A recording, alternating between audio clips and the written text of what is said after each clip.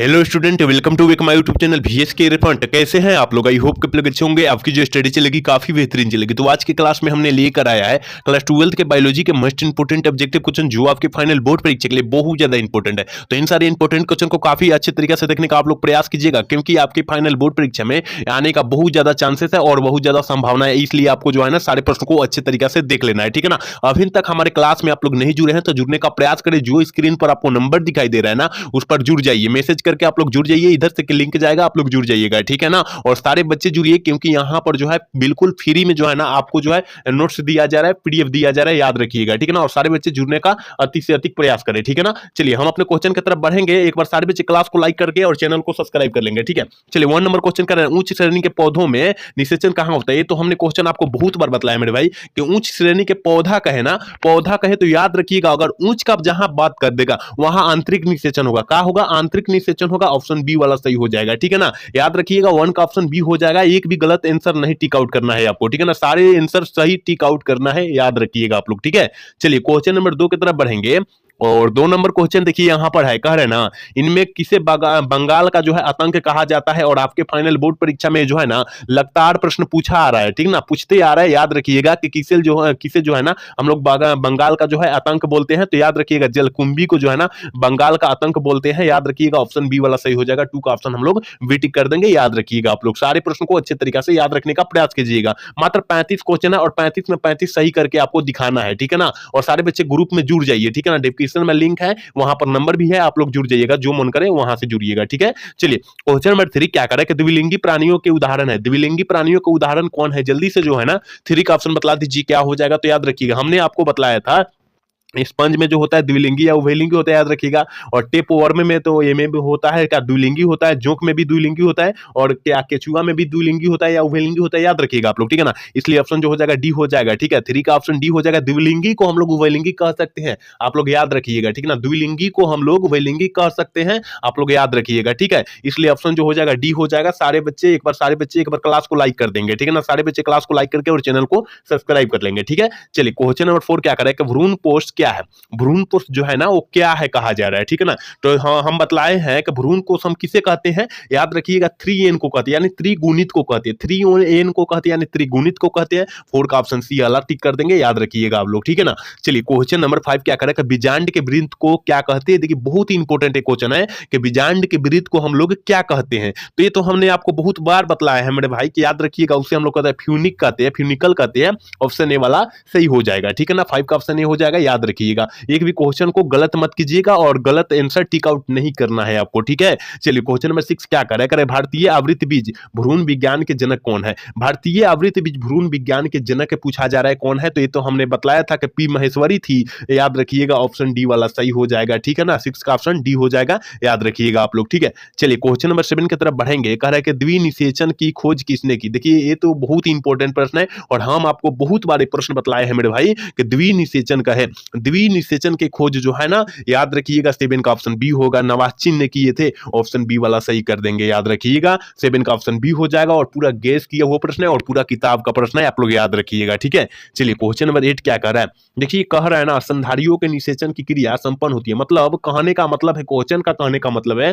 कि स्तनधारियों के निषेचन का प्रक्रिया जो होती है ना वो कहां जाकर संपन्न हो जाती है। कहां जाकर संपन्न हो जाती है? हमने कहा था फेलोपियन ट्यूब यानी फेलोपियन नलिका में जो होता है संभव संपन्न हो जाती है। ऑप्शन सी वाला सही हो जाएगा। 8 का ऑप्शन हम लोग सी टिक कर देंगे, याद रखिएगा, ठीक है। चलिए 9 नंबर क्वेश्चन क्या कह रहा है, करे ना कोशिकीय अवस्था में भ्रूण क्या कहलाता है। देखिए ये भी हमने क्वेश्चन आपको बहुत बार प्रोवाइड किया है और बहुत बार बतलाया भी है कि कोशिकीय अवस्था में जो भ्रूण कहलाता है ना मरुल्ला कहलाता है। क्या कहलाता है मेरे भाई? मरुल्ला कहलाता है। 9 का ऑप्शन हम लोग वी टिक कर देंगे। क्या करेंगे? 9 का ऑप्शन बी टिक कर देंगे, याद रखिएगा आप लोग, ठीक है। चलिए क्वेश्चन नंबर 10 क्या कह रहा है, कह रहा है ना, देखिए थोड़ी सी जूमिंग को और कम करेंगे। देखिए कह रहा है कि मादा मानव में अंडाशय से अंडों का निकलना कहलाता है। मतलब कहने का मतलब है कि मादा से अंडा का निकलना क्या कहलाता है। क्वेश्चन का सीधा सीधा कहना है, ठीक है ना। तो हमने आपको बतलाया था मेरे भाई कि उसे हम लोग कहते हैं अंडो उत्सर्जन कहते हैं। ऑप्शन जो हो जाएगा सी हो जाएगा कि मादा से मानव में अंडों का निकलना अंडो उत्सर्ग कहलाएगा। ऑप्शन सी वाला सही हो जाएगा, याद रखिएगा, ठीक है। सारे प्रश्न को अच्छे तरीके से याद रखने का प्रयास कीजिएगा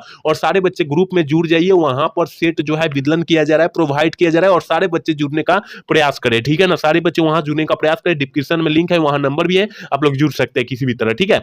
चलिए अगला क्वेश्चन करें, मादा मानव के गर्भकाल है, मादा मानव में गर्भकाल की अवधि कितनी दिन होती है? इस टाइप से क्वेश्चन पूछा गया आपके फाइनल बोर्ड परीक्षा में। याद रखिएगा, मादा मानव में गर्भकाल की अवधि कितनी दिन होती है? तो हमने बताया था 9 माह। याद रखिएगा 9 महीना होती है। ऑप्शन जो हो जाएगा सी वाला सही हो जाएगा। 9 का 11 का ऑप्शन हम लोग सी टिक कर देंगे, याद रखिएगा आप लोग, ठीक है। चलिए अगला क्वेश्चन 12 नंबर क्वेश्चन करें, गर्भाशय किससे संबंधित है? गर्भाशय जो है किससे संबंधित है? ये तो बबुआ वाला क्वेश्चन है, ठीक है ना। ये तो बबुआ टाइप क्वेश्चन है, बबुआ वाला क्वेश्चन है कि गर्भाशय जो होता है किससे संबंधित होता है। हमने बताया था स्त्री जनन तंत्र से या मादा जनन तंत्र से संबंधित होता है।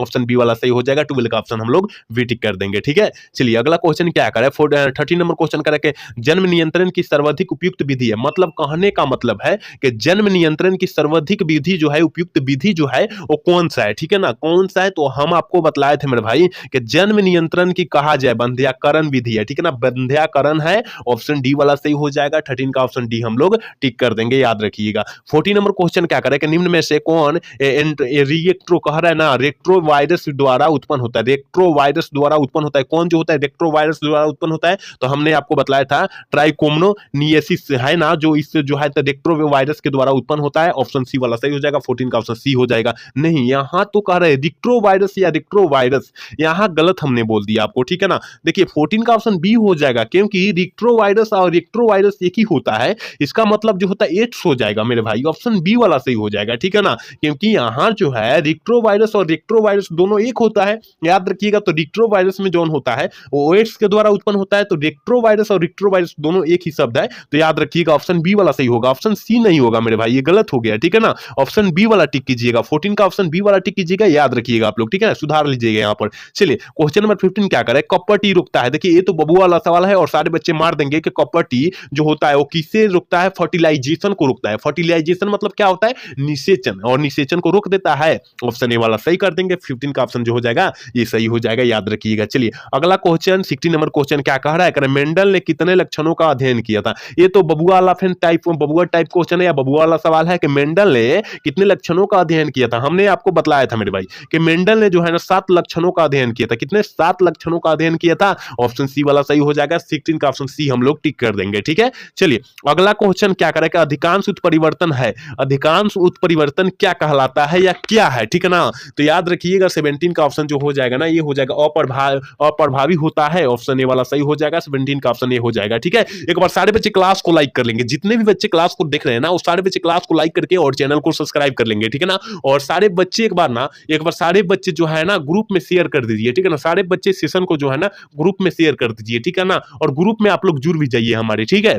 चलिए क्वेश्चन नंबर 18 क्या करें करे कि जीन विनिमय किस अवस्था में होता है? जीन विनिमय जो होता है वो किस अवस्था में होता है? ये हमने आपको बहुत बार क्वेश्चन बताया कि पैकेटिन की अवस्था में जो होता है ना, जीन विनिमय अवस्था होता है। ऑप्शन बी वाला सही हो जाएगा। 18 का ऑप्शन हम लोग वी टिक कर देंगे, ठीक है। चलिए 19 नंबर क्वेश्चन करें, आनुवंशिक कूट में कितने कूट के लिए जो होता है, कितने कूट संभव होता है? देखिए ये हमने बतलाया था कि अगर कहेगा आनुवंशिक कूट में कितने कूट होते हैं, यहां कहा है, ठीक है ना। और कितने कूट संभव हमने अभी बोला ही कि आनुवंशिक कूट में कितने कूट संभव होते हैं, तो याद रखिएगा 64, ठीक है ना, 64। लेकिन आनुवंशिक कूट में कितने शब्द होते हैं? तो याद रखिएगा 3 होते हैं। कितने होते हैं? 3 होते हैं। आप लोग याद रखिएगा 19 का ऑप्शन जो हो जाएगा सी हो जाएगा, ठीक है ना। और आनुवंशिक कूट में कितने कूट संभव होते हैं? तो 64 मारिएगा आप लोग, ठीक है ना। यहां ध्यान दीजिएगा आप लोग, ठीक है ना। चलिए 20 नंबर क्वेश्चन की तरफ बढ़ेंगे। ओपेरॉन मंडल प्रस्तावित किया था। ओपेरॉन मंडल जो है ना किसने प्रस्तावित किया था, ठीक है ना। किसने प्रस्तावित किया था? जल्दी से जो है ना 20 का ऑप्शन बतला दीजिए मेरे भाई, क्या हो जाएगा। तो ओपेरॉन मंडल जो है ना प्रस्तावित किया था ना जैकब और मोडर्न ने किया था। ऑप्शन सी वाला सही हो जाएगा। 20 का ऑप्शन जो हो जाएगा सी हो जाएगा, याद रखिएगा आप लोग, ठीक है। चलिए 21 नंबर क्वेश्चन क्या करेगा, ओपेरॉन मंडल क्या प्रदर्शित करता है? ओपेरॉन मंडल जो होता है वो क्या प्रदर्शित करता है? ये तो क्वेश्चन हमने आपको बहुत बार बताया है कि ओपेरॉन मंडल जो प्रदर्शित करेगा, याद रखिएगा मेरे भाई 21 का ऑप्शन सी हो जाएगा। जीन का रेगुलेशन करेगा। ऑप्शन सी वाला सही हो जाएगा 21 का, याद रखिएगा आप लोग, ठीक है। चलिए अगला क्वेश्चन यानी 22 नंबर क्वेश्चन करें कि क्रमिक विकास में योगदान है। क्रमिक विकास में जो होता है वो किसका योगदान होता है? 22 का ऑप्शन क्या हो जाएगा? तो याद रखिएगा ऑप्शन सी हो जाएगा, कायिक प्रबंधन होता है। याद रखिएगा ऑप्शन सी वाला सही कर देंगे, ठीक है ना। ये पूरा गेस किया हुआ प्रश्न है और आपके फाइनल बोर्ड परीक्षा में इसमें से जो है ना काफी सारे प्रश्न देखने के लिए मिलेंगे, तो इन सारे प्रश्नों को अच्छे तरीके से रट जाना है, ठीक है। चलिए 23 नंबर क्वेश्चन क्या कर रहा है कि एलर्जीकरण का कारण निकलने वाला रसायन है। कहने का मतलब है कि एलर्जी के कारण निकलने वाला जो होता है रसायन जो होता है वो कौन सा रसायन होता है, ठीक है ना। कौन सा रसायन होता है ये हमने आपको बतलाया है और 2023 में प्रश्न पूछा भी गया है आपके फाइनल बोर्ड परीक्षा में, ठीक है ना। और ये प्रश्न हमने आपको बहुत बार बताया कि हिस्टामिन जो होता है ना, हिस्टामिन रसायन जो निकलता है ना, एलर्जी के कारण निकलता है। ऑप्शन ए वाला सही हो जाएगा, 22 का ऑप्शन ए वाला सही हो जाएगा, ठीक है। 24 नंबर क्वेश्चन क्या करेगा, विषाणु, विषाणु किससे बना होता है? विषाणु जो बनता है मेरे भाई वो किससे बनता है? जल्दी से जो है ना 24 का ऑप्शन बतला दीजिए। तो हमने बताया था आपको कि विषाणु जब भी बनेगा प्रोटीन तथा न्यूक्लिक अम्ल के मिलन से बनेगा। याद रखिएगा, ऑप्शन बी वाला सही हो जाएगा। 24 का ऑप्शन हम लोग भी टिक कर देंगे। सारे प्रश्नों को अच्छे तरीके से आप लोग देखने का प्रयास करें, ठीक है। चलिए 25 नंबर क्वेश्चन करके कह रहे कि अफीम का नशा है। अफीम का नशा मतलब क्या होता है? हमने ये क्वेश्चन बहुत बार बताया कि अफीम का नशा यानी किसी ना किसी नशा की बात किया जा रहा है। तो देखिए एक हीरोइन नशा होता है, ठीक है ना, एक हीरोइन नशा होता है। ऑप्शन सी वाला सही हो जाएगा, क्योंकि हीरोइन जो होता है बहुत खतरनाक नशा है, याद रखिएगा आप लोग, ठीक है ना। ये ड्रग्स है, याद रख लेना, ठीक है ना। चलिए 26 नंबर क्वेश्चन क्या कहते हैं, अत्यधिक मात्रा में एल्कोहल के सेवन करने से जो होता है कौन सा अंग जो होता है सबसे अधिक प्रभावित होता है या खराब हो जाता है? कहने का मतलब है, ठीक है ना, प्रभावित हो जाएगा या खराब हो जाएगा। देखिए एल्कोहल का मतलब हमारे बिहार में बोला जाता है दारू, ठीक है ना, दारू शराब बोला जाता है, ठीक है ना। तो याद रखिएगा अगर ज्यादा दारू पीने से या शरीर के मतलब एल्कोहल पीने से, याद रखिएगा यकृत खराब हो जाता है। याद रखिएगा किडनी जिसे हम लोग बोलते हैं वो किडनी खराब होता है, गल जाता है। ऑप्शन बी वाला सही हो जाएगा। 26 का ऑप्शन जो हो जाएगा बी हो जाएगा, आप लोग याद रखिएगा, ठीक है ना। बहुत इंपॉर्टेंट क्वेश्चन है आपके फाइनल बोर्ड परीक्षा के लिए, ठीक है। चलिए क्वेश्चन में 27 का कह रहा है ना, जुकाम यानी कह रहा है साधारण ठंडा होता है। जुकाम मतलब सर्दी होता है ना, सर्दी बुखार जो हो जाता है उसे हम लोग जुकाम करते हैं, ठीक है ना, यानी साधारण ठंडा लग जाना होता है, ठीक है ना। तो जुकाम होता है, जुकाम जो होता है वो क्या होता है, ठीक है ना, जुकाम जो होता है वो क्या होता है? तो याद रखिएगा राइनो विषाणु से होता है। जुकाम जो होता है मेरे भाई वो राइनो विषाणु के कारण होता है। याद रखिएगा ऑप्शन सी वाला हम लोग सही कर देंगे, याद रखना है, ठीक है। चलिए क्वेश्चन नंबर 28 क्या कर रहा है कि हड्डी तोड़ बुखार का वेक्टर है। मतलब देखिए किसी किसी का जो होता है 105 डिग्री हो जाता है, मतलब फारेनहाइट में होता है, डिग्री में बोला जाता है, ठीक है ना। हमारे बिहार में लोग डिग्री में बोलते हैं लेकिन वो फारेनहाइट में होता है, 105 फारेनहाइट होता है, याद रखिएगा, ठीक है ना। 105 हो जाएगा तो मतलब नहीं होता है आधा मतलब आधा जान बच जाता है, ठीक है ना, शरीर में आधा जान बच जाता है, याद रखिएगा। उसे हम लोग हड्डी तोड़ बुखार कर सकते हैं, ठीक है ना। तो याद रखिएगा 28 का ऑप्शन जो हो जाएगा बी हो जाएगा। एलडी जो होता है ना, एलडीज बुखार जो होता है वही जो होता है देह को हड्डी को तोड़ देता है, ठीक है ना, नस को तोड़ देता है। ऑप्शन बी वाला टिक कर देंगे, याद रखिएगा। 28 का ऑप्शन बी हो जाएगा, आप लोग याद रखिएगा, ठीक है। चलिए 29 नंबर क्वेश्चन करेगा भूमि का उर्वरा शक्ति को परिपोषित करने वाली जीव जो है समूह है, जीव समूह कौन है? जल्दी से जो है ना 29 का ऑप्शन बतला दीजिए क्या हो जाएगा? तो ऑप्शन बी हो जाएगा, ठीक है ना, जैविक खाद है। ऑप्शन बी वाला टिक कर देंगे, 29 का ऑप्शन बी हो जाएगा, ठीक है। चलिए क्वेश्चन नंबर 30 क्या करेगा, सुनहरा धान में इनमें से कौन सा प्रचुर मात्रा में होता है? सुनहरा धान में इनमें कौन सा प्रचुर मात्रा में पाया जाता है, ठीक है ना। ये क्वेश्चन हमने आपको बहुत बार बतलाया है, ठीक है ना। तो 30 का ऑप्शन जो हो जाएगा ये हो जाएगा, थाइमिन में पाया जाता है। 30 का ऑप्शन हम लोग ये टिक कर देंगे, याद रखिएगा आप लोग, ठीक है। चलिए 31 नंबर क्वेश्चन करेगा पहली ट्रांसजेनिक फसल थी। देखिए ये बहुत ही इंपॉर्टेंट है और आपके फाइनल बोर्ड परीक्षा 2023 में प्रश्न पूछा भी गया है कि पहली ट्रांसजेनिक फसल जो है ना कौन थी? पहली मतलब सबसे पहली, ठीक है ना, सबसे पहले। तो देखिए सबसे पहले जो है ना तंबाकू की खेती थी, फसल होती थी। ऑप्शन डी वाला सही हो जाएगा, ठीक है ना। 31 का ऑप्शन जो हो जाएगा डी हो जाएगा, आप लोग याद रखिएगा, ठीक है। 32 नंबर क्वेश्चन क्या करेगा, वायुमंडलीय आर्द्रता को किससे मापा जाता है? वायुमंडलीय आर्द्रता को जो है ना हम लोग किससे मापते हैं? हम लोग किससे मापते हैं? और ये प्रश्न आपको नया देखने के लिए मिल रहा होगा, याद रखिएगा। हाईग्रोमीटर से नापते हैं, हाईग्रोमीटर से नापते हैं। ऑप्शन बी वाला सही हो जाएगा। 32 का ऑप्शन जो हो जाएगा बी हम लोग टिक कर देंगे, ठीक है। चलिए 33 नंबर क्वेश्चन का रहना, चरण समुदाय किस क्षेत्र में पाया जाता है? चरण समुदाय जो होता है वो किस क्षेत्र में पाया जाता है? तो 33 का ऑप्शन जो हो जाएगा ना ये हो जाएगा, क्योंकि हमने जब भी बायोलॉजी का क्लास कराया है और उस क्लास में सारे प्रश्न में आया है। ये प्रश्न जो है ना सारे मतलब क्लास में प्रश्न आ चुका है, ठीक है ना, आप लोग याद रखिएगा, बहुत ही इंपॉर्टेंट प्रश्न है। चलिए क्वेश्चन में 34 क्या करें, 34 नंबर क्वेश्चन कर रहे हैं, भारत में जैव मंडल रिजर्व का कब प्रारंभ हुआ या प्रकाशित हुआ? प्रारंभ या प्रकाशित कब हुआ? जल्दी से जो है ना 34 का ऑप्शन बतला दीजिए क्या हो जाएगा? तो याद रखिएगा हमने आपको बताया था 1986 ईस्वी। ऑप्शन जो हो जाएगा सी हो जाएगा। 34 का ऑप्शन हम लोग सी टिक कर देंगे, ठीक है ना। और आज के क्लास के लास्ट क्वेश्चन यानी 35 नंबर यानी 35 नंबर क्वेश्चन है, कह रहे हैं ना प्रदूषण जो अम्ल अवस्था करता है। देखिए प्रदूषण जो होता है हमारे पृथ्वी पर जो है आजकल प्रदूषण की मात्रा बहुत ज्यादा बढ़ चुकी है, ठीक है ना। किसके कारण? ओजोन के कारण बढ़ चुकी है, ठीक है ना। और हमारे मतलब पृथ्वी पर जोन पड़ गया है ना सल्फर डाइऑक्साइड बहुत ज्यादा हो गया, बहुत ज्यादा अधिक मात्रा में हो गया है, जिसके कारण जो है वर्षा नहीं हो रही। कहीं कहीं है कि वर्षा नहीं हो रही, याद रखिएगा, ठीक है ना,